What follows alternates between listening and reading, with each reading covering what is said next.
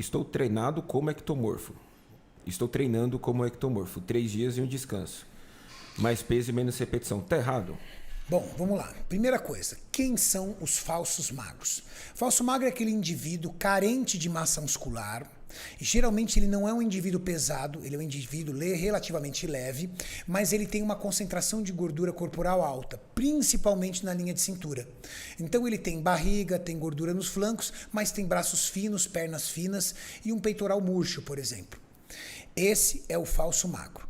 Como é uma estratégia muito assertiva, muito inteligente do falso magro? Eu vou dizer da experiência que eu tenho com os vários alunos que eu tenho e tive.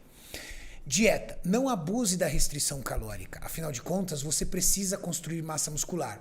Talvez uma restrição calórica de no máximo 10% ou até 20%, ou até mesmo uma dieta com um equilíbrio calórico em relação à sua taxa de metabolismo basal, vai fazer com que você tenha energia para um bom treino de musculação e nutrientes para hipertrofia, para construir massa muscular.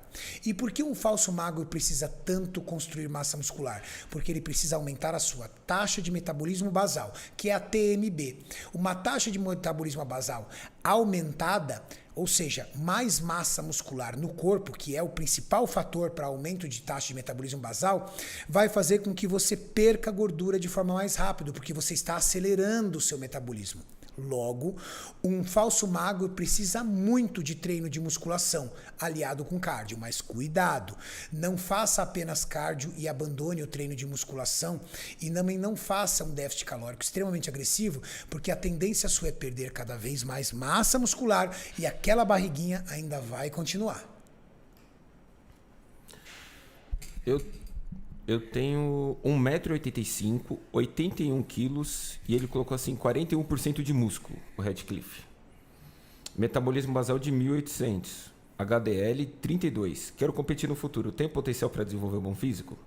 Só para essas Eu não medidas preciso fazer as suas leituras e medidas para saber que você tem um potencial. Todas as pessoas que têm mindset são potenciais atletas de fisiculturismo. Muito mais importante do que a genética é a questão do mindset. Você pega atletas, por exemplo, como Angela Borges, se você vê o físico que ela tem hoje, o físico que ela tinha quando menina, você não fala que é a mesma pessoa. Se você pegar o físico do Felipe Franco quando menino e ver o físico do Felipe Franco hoje, você não vai falar que é a mesma pessoa. Se você pegar o físico do Júlio Balestrin agora e o Júlio Balestrin hoje, você não vai reconhecer. Você olharia para essas pessoas e diriam, nunca serão. Esses nunca serão. E são os melhores ou já foram os melhores atletas em suas categorias. Logo, você tem sim potencial. Você sabe o que existia em comum entre Felipe Franco, Angela Borges e Júlio Balestrin? Mente de campeão. Tenha uma mente de campeão, tenha consistência, resiliência, trabalhe duro, não tenha ansiedade, principalmente se você tem um alto índice de ectomorfismo, você vai ter que galgar quilo por quilo de massa muscular, mas você vai sim ser um grande campeão nos palcos. O Ivan Jesus mandou assim, Renato, eu vou fazer uma maratona de 42 quilômetros, como posso manter minha massa muscular? Tô indo com pergunta difícil, Renato. Na verdade, a pergunta não é difícil. É difícil você manter uma boa massa muscular se você é um maratonista. Observe quem são as suas referências no treinamento acima dos 40 quilômetros. São indivíduos magros, indivíduos que têm uma massa muscular e fibras musculares ativadas para endurance. Qual a diferença do físico de um maratonista para um físico de um fundista de 100 metros, de um corredor de 100 metros? O corredor de 100 metros, ele tem massa muscular, porque ele precisa de um tiro com muita força e um curto tempo de resistência, 10, 9 segundos. Legal? Agora, o maratonista, ele não precisa de um tiro potente, mas ele precisa ter uma constante de velocidade muito positiva, mas acima de tudo uma resistência absurda para longos períodos. Então, são estruturas de massa muscular diferentes, tipos de fibras musculares diferentes, ativações de fibras musculares diferentes, trabalhos diferentes. Todos eles precisam fazer musculação, mas uns voltados para endurance, outros voltados para a força. Se você quer ser um grande maratonista e um cara musculoso, eu acho que você está aí entre dois caminhos que talvez seja difícil você conciliar.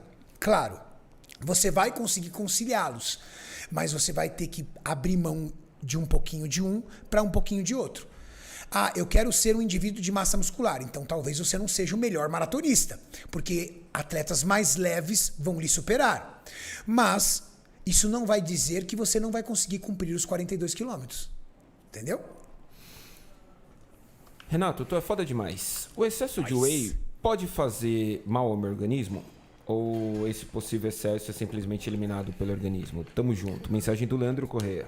Quer tomar whey o dia inteiro, Renato? Bom, vamos lá.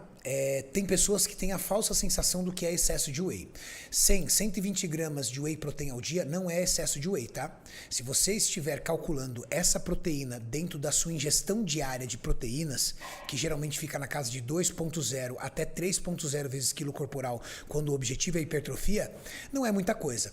O que eu não recomendo é que você faça todas as suas refeições de proteína à base de whey protein. Você precisa de proteínas sólidas também, porque é a proteína sólida que constrói massa muscular juntamente com a proteína líquida. Mas as proteínas sólidas, ela tem uma absorção um pouco mais lenta, te trazem saciedade e tem uma perda muito menor.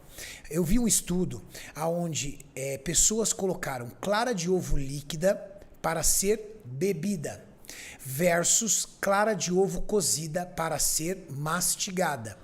E houve uma perda de até 30% no processo enzimático digestivo da clara líquida, pela rápida passagem no processo digestivo. Então, há sim uma perda na absorção de proteína quando há refeições líquidas. Mas é muito importante você intercalar líquidas e sólidas.